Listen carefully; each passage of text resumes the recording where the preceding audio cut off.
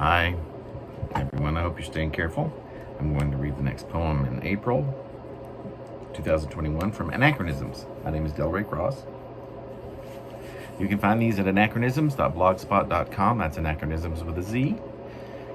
And it's my poetic give back. People have been so kind to me over the years. And hopefully I will be able to continue to do my thing for editing shampoo and stuff like that. I'm still doing that. It's just taken a little while to steamroll. Now this is a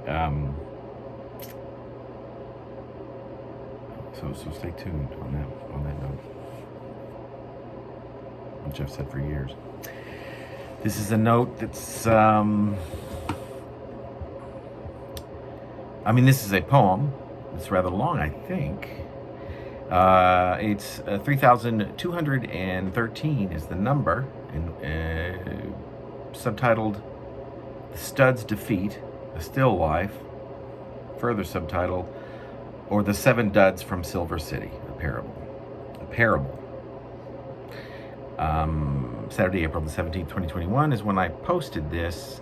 Here it starts. Quote, "Would you please kindly excuse me for just a moment? I need to pull a cashew out of my shorts." Unquote.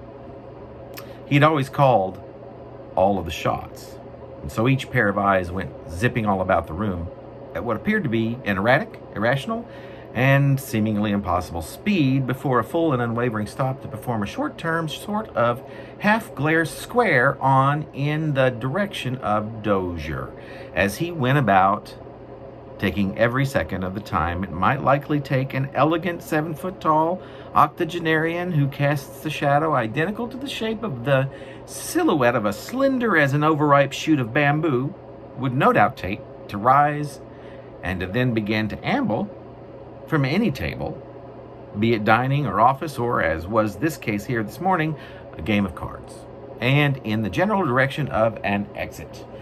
Right after he'd just resoundingly beaten, in truth, it was a full-on rout. The most sly and most sinister set of treacherous villains ever to be assembled into a conglomeration for a minimum stakes all-night game of poker. Once Doze had ever so slowly slipped past Herb and Ratcliffe, each stood so that Doze fit neatly between their knees and shins and the card table as he idled sideways through, and once free, limped at a pace that seemed to run through eternity down the short hall to the back exit, the screen door of which was just out of sight from the men that were gathered. There was not a move made all the while, that is, until after the door, which had let out a slow, scrawling squeak as it apparently opened, had at first gone silent for a few long seconds, and then, with a snare-sounding rat-a-tat, rat-a-tat-tat in reverse, slammed shut, when all of the men let out a long, collective, and slightly voiced and even melodic exhalation. Each head after that relaxed to a bend that could be described as bobble forward, as in half prayer, but with all of their arms a dangle, gone limp, and just hanging. Each man's left and right arms intersected each's respective thigh, and also with what from above appeared as the stunning precision each arm made, in combination with thigh, perfect 90-degree angle, who, like the rest, were still seated in what appeared to be a pigskin fight's huddle at the table, holding aloft all of the elbows, as well as, in two cases, the faces, and a discordant, messy scatter of cards. There were clubs, there were spades, there were diamonds and hearts. There were kings, there were queens, there were jacks, there were aces. And alone, in front of the space just exited, there was, facing upwards, as if looking at each of the poor men, if not in their eyes, then at least at their faces, a messy scatter of cards, the leftover runes from the last hand of the long game, as if only to remind each worthless man that remained in that dark basement of their defeat in a horribly unfortunate game just ended. One that had begun at dusk the night previous all the way to and then well past morning's first light, which by now had begun to seep directly downward into the tepid basement and onto those motley parts of the sweaty and oil-spotted skin that one could see that were exposed to the elements. The parcels of skin on the backs of the necks of despondent men who'd each been so duly defeated, glowed. And if one were to look down at the view from just above the table, the ring of necks might easily be imagined a beautiful radiating crown of thorns, or just perhaps, if one's power or sway or depth of imagination were more than unusually convincing, might be that of a sun-yellow highlighted halo, belonging assuredly to some unknown creature or another that might live in the ground at a level however deep but directly below the once ballyhooed but now neatly bedeviled circle of men who'd only just all been put in their rightly low-down respective places by a man in obvious and stark contrast. Lauded within these humble lines, the intent of which is, of course, to assist in setting the mood for what is hoped to be a long celebration of high-minded, goodly Silver City denizen, our dear fellow Dozier, but also to serve to remind us all that good does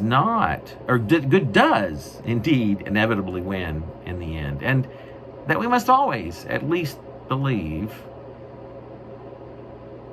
It is toward this ideal that the steady composure led men like Dozier to ardently fell or reform Earth's bad inhabitants, those who are rotten, nasty, revolting, so that those whose hearts, whose souls, and whose minds are, generality good, may swiftly, or may, at the very least, eventually clobber those who are not. In summary, we might also put it this way. May we, as the good and most honorable people, be always good-heartedly triumphant. And in being so, may we leave enough room here on this fine earth, not only to bury the onslaught of rotten we clobber, but also ensure that what's left, what goodness remains, and goodness, there's an asterisk. I'm going to go down and read the asterisk. It need not be said, and yet here it is nonetheless, the list of specific characteristics which make up our goodness, which is to say that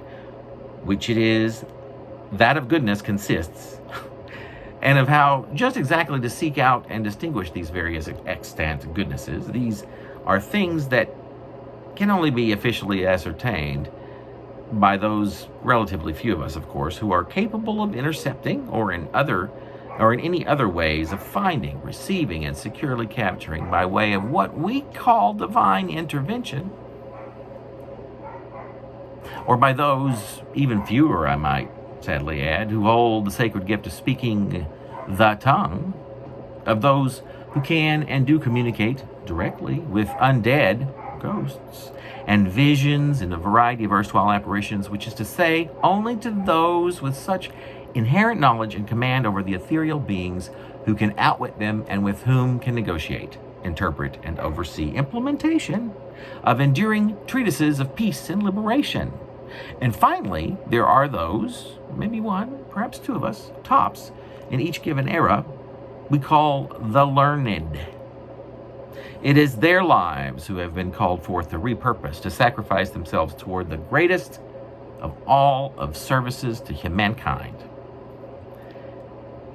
These of the highest order are steeped completely so as to become the masters in these the most divine studies, which are of the realms of, in those most divine studies, in the realms of numbers, of stars, and of all things horoscopic. Now we'll get back to the rest of this thing. We're almost finished. So what were we saying? What goodness remains is filled with, embodies, in fact, the maximum levels of peace, the highest rates of joy, and the most whopping, gargantuan, unburstable balloons of giddy and lovey-dovey contentment. Om. Thank you.